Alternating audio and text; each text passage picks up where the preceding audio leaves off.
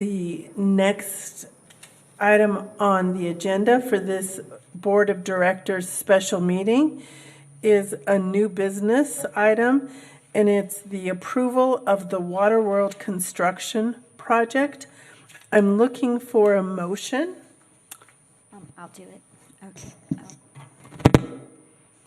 I move that the Board of Directors of Highland Hills Park and Recreation District approve the IPD project at Waterworld with Arco Murray for the current estimated guaranteed maximum price of $19,683,616 and authorize the Executive Director to negotiate and approve the final agreement and guaranteed maximum price for the project. Second. With that, I'd like to invite the board and the staff for discussion. Bob, could you give us an overview of the project? Did we get a second? We did, yes, Warren. We had hauled. Okay, I just couldn't hear it. That was me. Thank you. Good afternoon, thank you. I'd like to actually start by introducing a couple of members of our team on this project. Starting next to me, Doug Stallworthy, representing from our law firm. He's an attorney and has been working very closely on this contract with us. And then I'd like to introduce Jeannie Maybe in the front row right here, owner's representative from BRS. And she has also been side by side with us through this process. And you all know Steve Hager, project manager here at Highland Hills as well. So wanted to just take a moment and introduce the team. And as we get started then, I would like to provide a brief overview of the project that's being discussed this evening. Staff has been working on concepts for the reimagination of the Calypso Cove and Wally World areas of the park starting back in 2023. While both areas of the park have had investment over the years, Calypso Cove originally opened in 1982, and Wally World, which opened in 1987, both are showing their age and have a variety of operational, maintenance, and guest experience issues. These are assets which are nearing the end of their useful life. It is the goal of staff, with the guidance of our strategic plan, to create world-class experiences, take care of what we have, and create memorable experiences. We are excited for the potential of this project to serve not only our Waterworld guests, but our Highland Hills community, including enhancement of our swim lesson program. This evening's conversation and associated motion in front of the board is a request to move forward with the previously selected integrated project delivery vendor, Arco Murray National Holdings, and to move forward with this project. If approved this evening, staff will present additional requests for the attraction manufacturer and owner's expenses at the July meeting.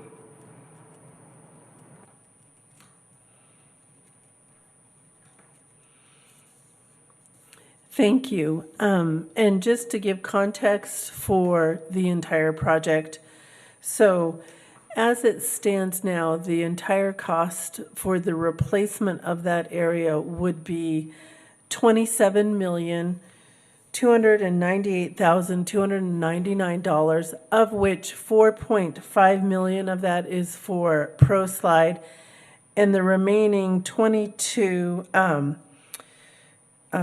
Our owner's scope would be $3.1 million, and then what we would be working with Arco Murray is $19.7 million.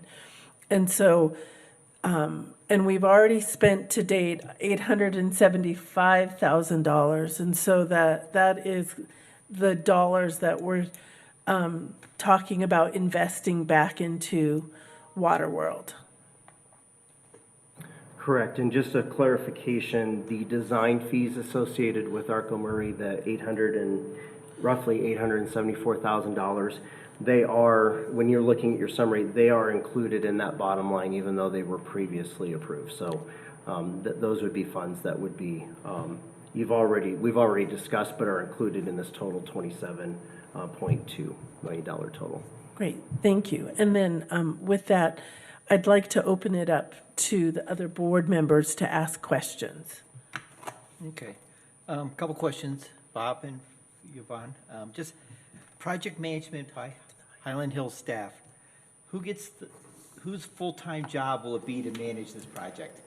And will you be using a third party to assist with project management, inspection, and so on? Yes, so full-time project management, and I wouldn't refer to it as full-time project management because this is why we have Arco Murray hired as the general contractor. But overseeing them from a staff perspective will be Steve Hagar, who is our water resources and project manager. And then we also have Jeannie Mabry here to be an owner's representative from a third-party firm. So she's with Barker Rinker CCAT, who we worked with on the sports complex or sports center project. Okay. Second question I had on my list is Federal Heights Inspection Department. Again, how do we engage them so they get inspections and sign-offs done on a timely basis so we don't have delays there? I'm going to toss that question to Bob because he and Steve have already been proactive on that. So go ahead, Bob. Yeah, so it's a great question. It has been an area of focus for some time now. So Arco Murray and has asked that question. We had a meeting with Federal Heights, Steve and Yvonne and I, to let them know about the project at a high level, what we were looking to do, the benefits that we see for the community. So that conversation happened, gosh, probably a month or two ago. So they are aware that this project is in motion and coming their way. Steve had worked on some ideas some options for them to potentially help if there needed to be third-party plan reviewing, that we were receptive to that. So there were some other items offered to the city, but they are aware. Arco Murray has been very interested in getting the building permits ready and put together and the plans, and has a lot of time in their schedule for that they feel is realistic. So it's not going to be a surprise when these land up at the city in terms of the project, because they do know it's coming their way potentially. Okay, I'm sure the city hasn't seen a whole lot of $20+ million investments in the last several years, so. I'm sure you're right. Okay. Again, now with construction projects and global supply chains and so on, supply chain risks. What's thoughts there from Arco Murray, from you guys on getting the materials you need to get this done? So I'll answer part of that question, and I think I'd like to maybe have Jeannie also, if you wouldn't mind, add your opinions as well, because you're in this space. I think at a high level, if you look at the water attractions, what's very specialized to this project, we have been, as you know, in design and engineering. That RFP went out at the beginning of this year. So in terms of the attraction and manufacturing of that, we are holding space in their production for that. So through the design and engineering, they're holding the space for us. Once we have a signed materials agreement, then that will solidify that. Can I ask a question about that? So when you say they are holding space, you mean ProSlide is holding space? Correct. Okay. So from a fiberglass, so they're going to do two things for us, right? Fiberglass and the steel tower. So the ride control systems and some of the other components. So when we refer to holding production space, it's going to be for those items.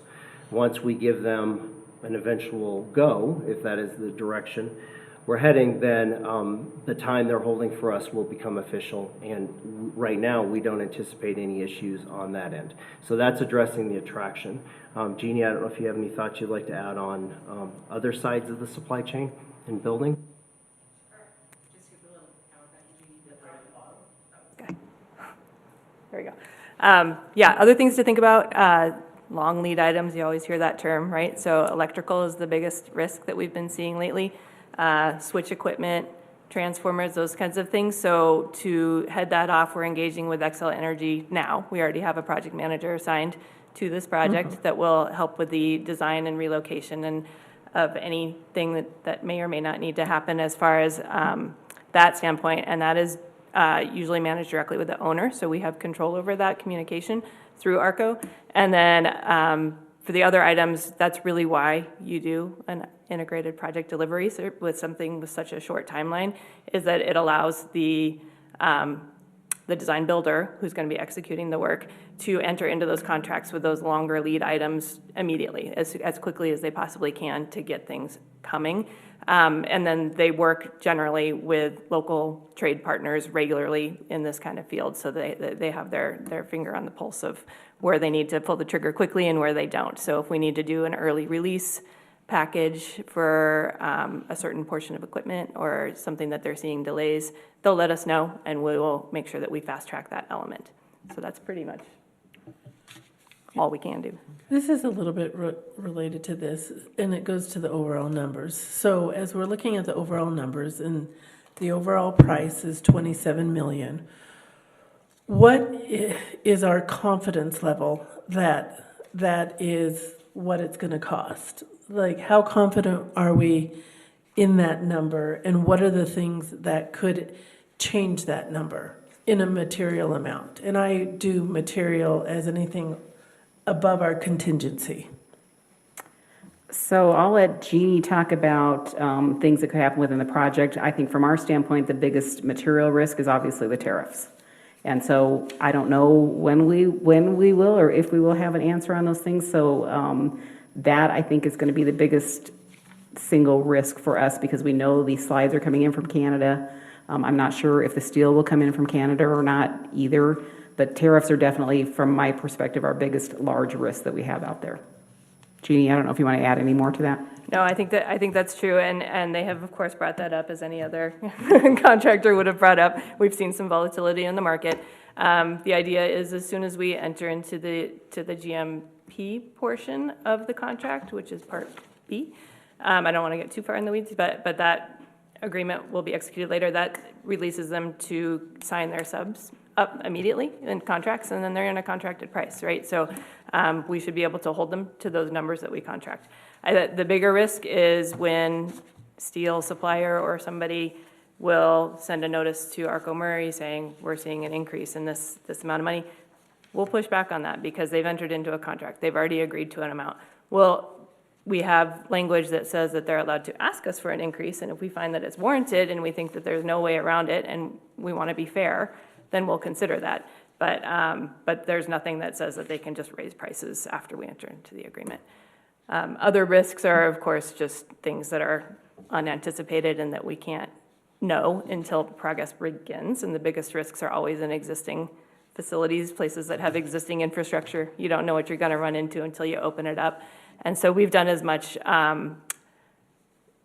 conservative estimating to make sure that there is room to cover those kinds of items as they arise. But if they don't arise, then we don't need to pay for them. So without getting too far in the weeds, we're using allowances all over the place for unknowns, right? So we have a certain amount of money set aside in case we need it. If we don't need it, it gets returned back to Hyland. Sometimes there's going to be bucket swaps. Yep. Those allowances. Okay, you thought so much for this Yep. one, didn't use it over here, and need to shift it over. So kind of make sure always look at the big picture. Yep, absolutely. So looking at the big picture, when we are talking about $27 million, how confident are we that we're going to come in around $27 million, all in? I'll speak for myself. It is 100% our goal to come in at the 27, if not less. Again, the biggest hanging out there issue that we cannot control is the tariffs. But I think our goal, we have done a tremendous amount of work. Jeannie has been a great advisor in this. They've vetted a lot of the amounts that have been put already into the vendor's scope of work. So I feel really confident that we absolutely should not exceed that amount, barring the tariff situation. What happens if we do? Well, then we will be coming back to the board and explaining what happened and asking for permission to spend if we feel it's warranted. Like Jeannie said, I mean, it's great having Jeannie here because she is very versed in the industry, as is Steve. I mean, these guys are great. They have a lot of experience in construction, and so I think that they will know pretty quickly. It's like when we built the sports center building, right? Nobody could have known the unknown conditions that existed underneath the walls and with the steel that we had to deal with. So, I mean, I think we go in with our eyes open that, yeah, something had happened when you're digging into a site that's been there since 1982. We are not sure what's underground.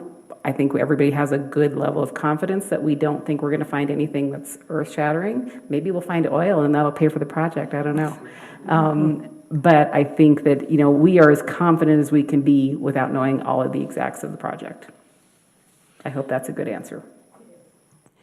And so the timeline of the project, as I understand it, is we're going to start in the first week of August. And then the project completion date, I read it, it's like May 11th, maybe, I think. So that's a pretty tight window. And then throughout the project, there's going to be progress reports. And the contract spells out what's included in those progress reports. What I would like to know is, what does progress reporting look like to the board, and what should we expect?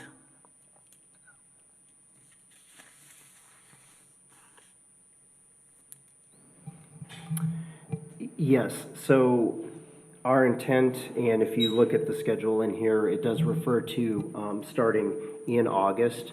I think more realistically, there's a lot of milestones that Arco Murray has established. Realistically, probably work on the site somewhere in mid-August.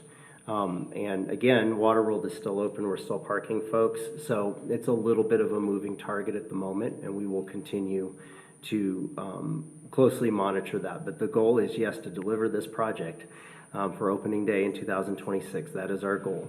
There is weather contingencies built into the schedule. There's allowances for that. We'll see, Mother Nature, how that goes.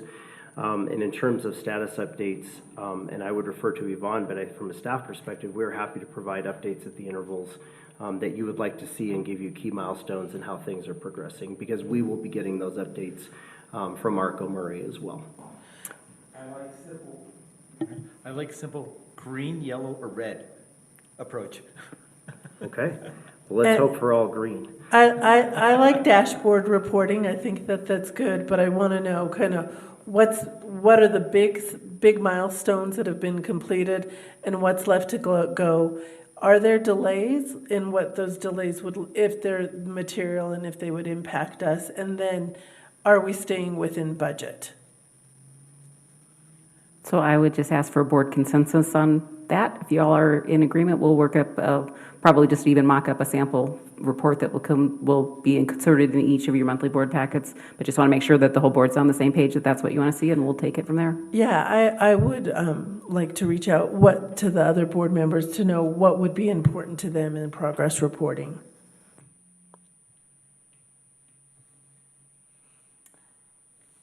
Well, just a summary of, the progress, if there are any obstacles, any delays, that kind of thing. And dashboard reporting is something that you would, red, yellow, green, does that? It doesn't matter. Okay. Yeah, I concur with Danny, and I'm catching up on the project, so taking it all in, and I feel if I have any questions or something that, is not answered today or whenever information is sent out, I'll make sure and reach out to the executive director and get some answers for that. But yes. I would also like to maybe do periodic, Field trips too. Field trips. Yeah, it's right there. So, how hard is that? We could just go take a look. So we'll hike you out there in December. Okay. Yeah, My snowshoes. I don't know if Warren has weighed in yet. I just want to make sure. He's Yeah, I can weigh in now. I was just waiting for everybody else. I just want to keep those high level. I don't want to get into the weeds. I want to make sure it's short. It's a quick summary, and it's on maybe a monthly or 6-week basis, so that it's not a whole lot of time for staff to develop for us, but just to keep us appraised of where we are, how's it going, and like Margaret said, how's the budget going.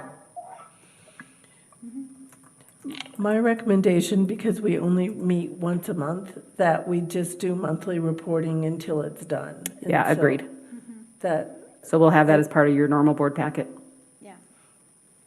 And then we'll work up a schedule, Danny, for site visits, like, when, 'cause sometimes you go and it doesn't look like it's changing much, so we'll monitor it, but I would say maybe like at least every other month. Yeah, when there's something to see. Yep, perfect. Well, I think we can accommodate all of that. And as for the monthly reports, they don't have to be, super detailed, just kind of an update. Yeah. Yeah. Yeah, absolutely. We can do that. The other thing that I'd like to point out about the project is that it has been ongoing for 2 years. And when we have looked at the scope of it and the way that it's going and the project park, the prior board and really focused on the strategic plan and the priorities set forth in the strategic plan and how these would serve the community and moving forward with that. And I want to take this opportunity to thank the staff for making that a priority as well, and in making ensure that we were meeting the priorities set forth in the strategic plan.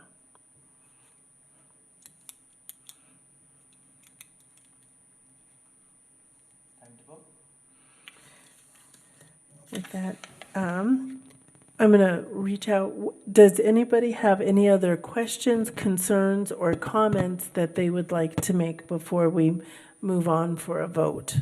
I'm ready. Margaret, I have a couple. Okay. So I sent these to Yvonne. They're pretty non-substantive. And I want to just make sure I clarify correctly. On item 2.1.4.1 on page 9, there was a spot where it said interest rate. If the interest rate is not shown, it would then revert to the prevailing rate. And I just wanted to know what that prevailing rate is based on. Is it the federal rate? Is it a bank rate? What that might be? Yvonne said that she could clarify that.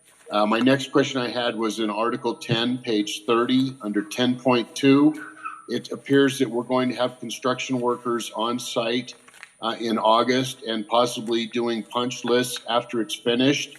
And I am always concerned that if we have children around construction workers, this comes from my time in the school systems where when we had construction on site, every construction worker on site had to pass a background check, whether that's a state or federal background check. So I don't know if that's something that should be considered, especially on those times when Waterworld is open and we have children there. The other thing I'd like to look at is the construction workers, will they match our district policy for our drug and alcohol testing levels? And if we have an employee or a construction worker that comes in that we think might be under the influence, that we can then also request that they be tested. So just maybe some work around that type of thing. And then the last one I had was item 13.2.4.3 on page 37. It says that there's a section there that says reasonable overhead and profit for work not executed. So I didn't quite understand that if we're going to pay Arco Murray reasonable overhead and profit for work not executed, is there some type of limit on that? Because that doesn't sound to me like, okay, well, we decided you're not going to do this, so we're going to give you reasonable overhead and profit for work that you are not going to do. And I think when you use words like reasonable, I think that's when attorneys love those types of words. And so I think I'm going to summarize. So kind of at a high level, Warren, there's very specific clauses in the contract that you are concerned with. And so I'd like to ask our legal counsel, you provided a review and you reviewed all of those. Given Warren's very specific questions, how do we need to approach this? Do we need to go to Arco Murray and know what their employment policies are?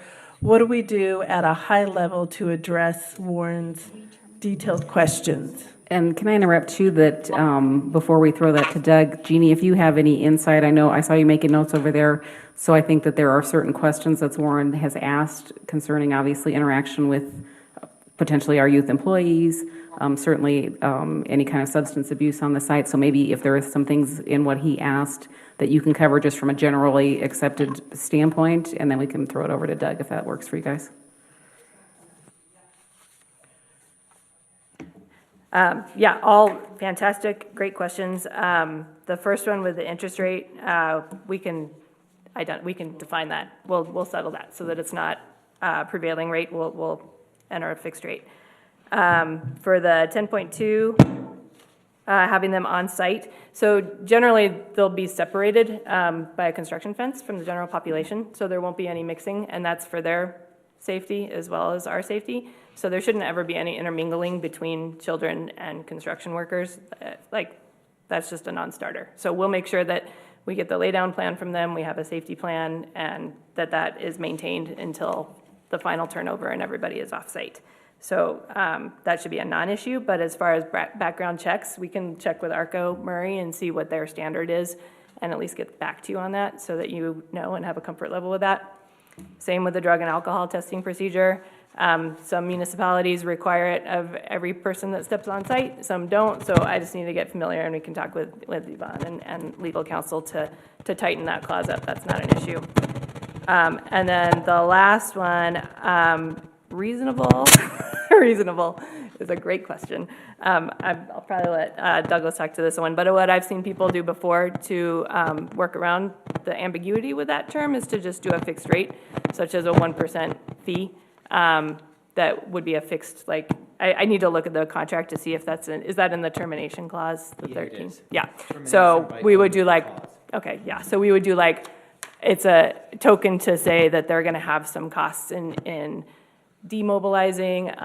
There's just going to be some general costs for them to get off site, some contracts that they have to pay out. So I've seen 1%, I've seen 5%, I've seen 10%, where we'll put in a kind of a token of a termination fee that they would get. But rather than reasonable, so you're not arguing over it, we could certainly make that a fixed rate. And I do have a question for you, Jeannie. Yeah. You've seen numerous contracts like this. Too many. Margaret, I can't hear you. Warren, now? Warren? How I about? can hear you now. Okay, yeah, I think I have a defective microphone. Jeannie, you've seen numerous contracts like this. For this overall contract, what are the things that you are like, and are there any concerns that you've seen in the contract that we as board members should be aware of? We've had many drafts going back and forth. Douglas has reviewed, Allison has reviewed, I've reviewed. We've had numerous back and forth with Arco Murray. So the draft that you guys have seen and reviewed we are satisfied with what's in that. I feel very good about it. There's a lot of stuff we've written in that protects the owner and minimizes your risk. Thank you. And then as for the reasonableness definition, So I believe the provision in the specific one was 13243, if the owner terminates for convenience. Is that correct? Yes, I believe that's what he was referring to. So this termination clause would be if the owner just decided to walk away from the project. Obviously, that's going to leave the contractor in the lurch. They calculate their fee and the GMP based on finishing the project and completing all the work. And the difficulty in assigning a percentage to that is what is reasonable would change throughout the project. So if we got to 99% and decided not to appropriate enough money to finish, it would be reasonable if the contractor got all the profit that they were anticipating because they were 99% done, or maybe 99% of their profit. However, if we terminated, say, after 2 months, and so materials is bought, maybe tariffs do come in, and it's obvious we're not going to be able to complete the project for the appropriated amount, the calculation of how much profit is reasonable would be totally different. And trying to determine that from the outset before we've signed the contract is maybe not impossible, but it would make the contract much, much longer. And how we would determine it would be by being reasonable. Just we'd be doing it before we signed rather than after we signed. So I know it's squishy, but it's squishy because it is a big unknown. You know, do we want to go back to the contractor and say, if we terminate at 25% completion, you get this much, at 50% completion, you get this much, and 75%, you get this much? Or do we take the risk that if we terminate for convenience, that we'll have to take into account what the contractor demands for us to walk away? I would ask, what's Arco Murray's reputation in the marketplace when it comes, like, because that's one of the things that I would base my, do you want to do business with them? And if I don't think they're reasonable, like, so what is their reputation? Steve, would you mind coming up and addressing the question?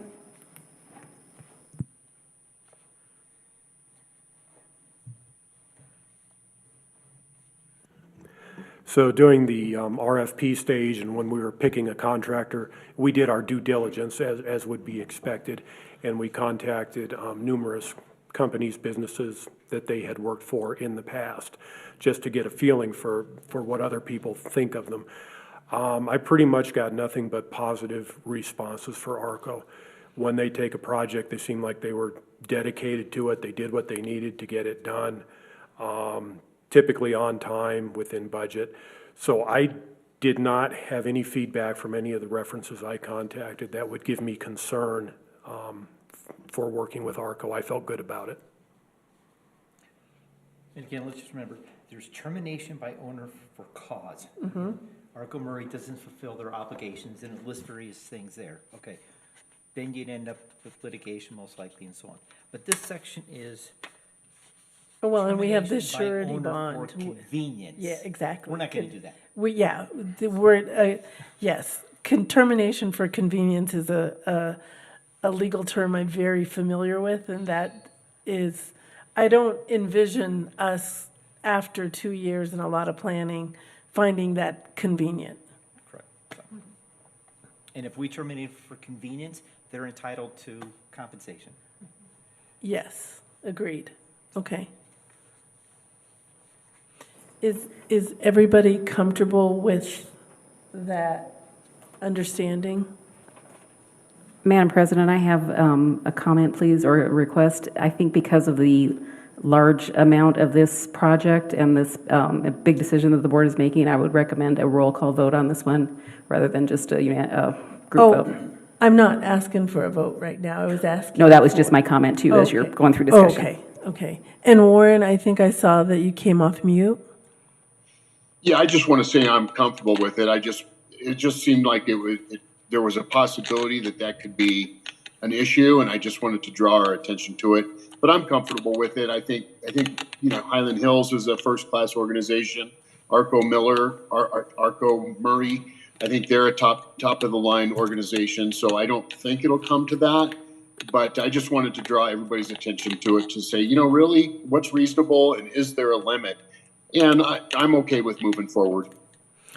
Good. And so I think I'm going to ask one last time if there's any other questions or comments that any board members have or would like to make. I'm comfortable to vote. Okay. And I want to express my thanks and gratitude for all the questions that we did ask. Thank you, Mike, for those very good questions. Thank you, Danny, for your questions. Warren, thank you for your questions. And Lori, thank you for your questions. I think that makes for a very sound decision. So thank you all for asking them. And with that, I'm going to ask for a roll call vote for this. And so, Skylar, would you do the pleasure? Mr. Blair, Yes. Mrs. Grosh, Yes. Mrs. Gutierrez, Yes. Mr. Hald, Yes. Mrs. Morales. Yes. It's unanimous and it passes. Thank you all for your work on this. I know we are all very excited to see it proceed. I'm excited for my first tour. With construction boots and hat on. Yes, Yeah, my hard hat. yes. So thank you all. And with that, I would like to adjourn the meeting. Madam President, I know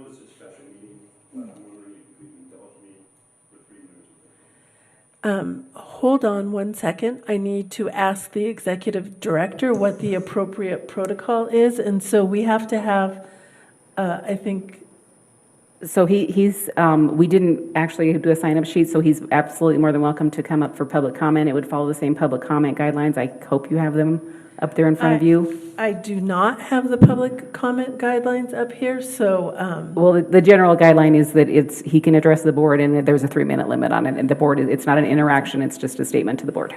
and if you could, usually we have a sign-in sheet, so if you could give us your name and address. Sure, I just got lucky that I happened to look at your website and saw that you had a meeting tonight. My name's Dan Carr. I live at 4660 West 104th Drive in Legacy Ridge. I've been a resident of Adams County for 48 years. I've been in the district for 45 years. Ms. Grosh, or Mrs. Grosh, excuse me, you have an excellent idea about a field trip. And where you need to go is you need to go to Adventure Golf tomorrow, because the place looks like hell. It is unbelievable. It was terrible last year. It's worse now. Nothing works. The workers are just sitting around. You know, when we left yesterday, on Sunday, there's a barrel with clubs. There had to be 150 of them in there. I know it's all teenagers. I know it's tough to manage. But the bottom line is we're not doing them any favors either by not having them not learn how to do any kind of work. On top of it, the landscaping is unbelievable, okay? That has been a jewel of the community.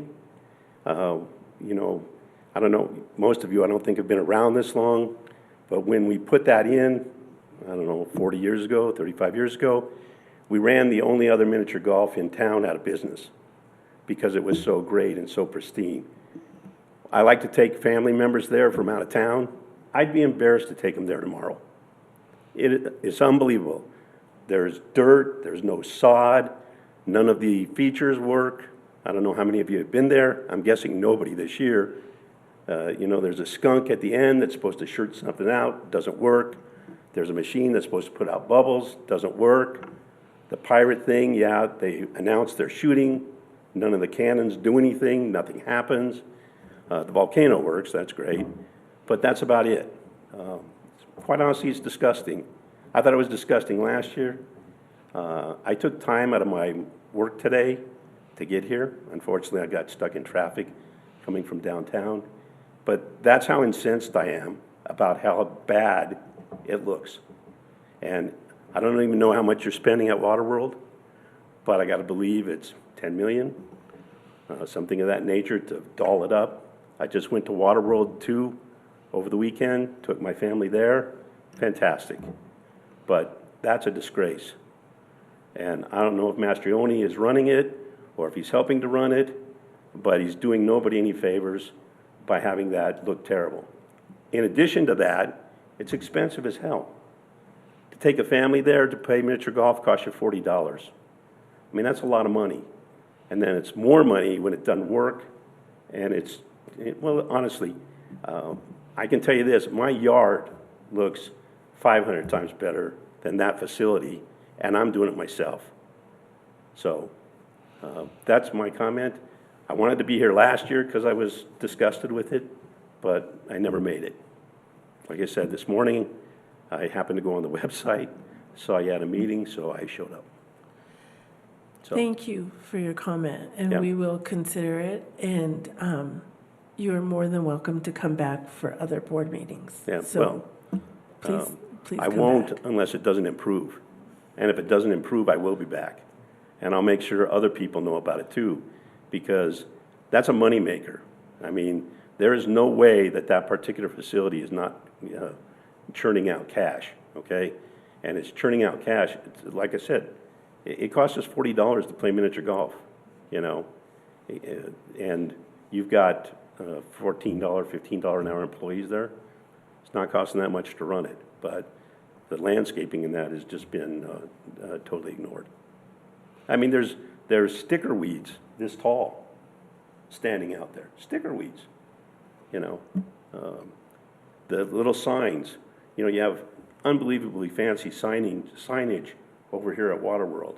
There, they have a block that somebody has taken marks a lot and put what hole number it is, and then stuck a nail through it to put it on there. I mean, that's disgusting. With the amount of money that is being made there, it's disgusting that it doesn't look better, Again, right?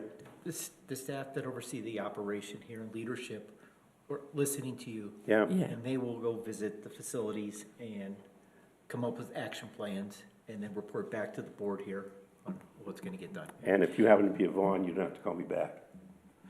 Yeah, I called you this morning. And we have a board policy that collectively we meet as a board to hear the concerns and then address it. Sure. And so we hear your concern, we'll address it, and look to staff to address it as well. And we do appreciate the feedback, so I do encourage you to come Well, back. if you live over that way, don't play golf necessarily, but drive in and walk through it. You'll see exactly what I'm talking about. Thank you. Okay? Thank you. Thanks for your time.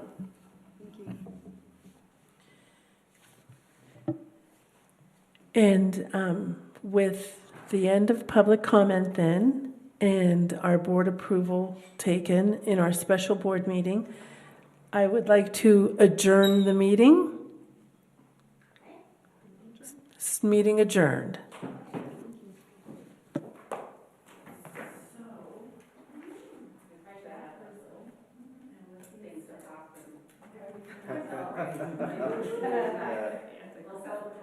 We got some new foundation members now.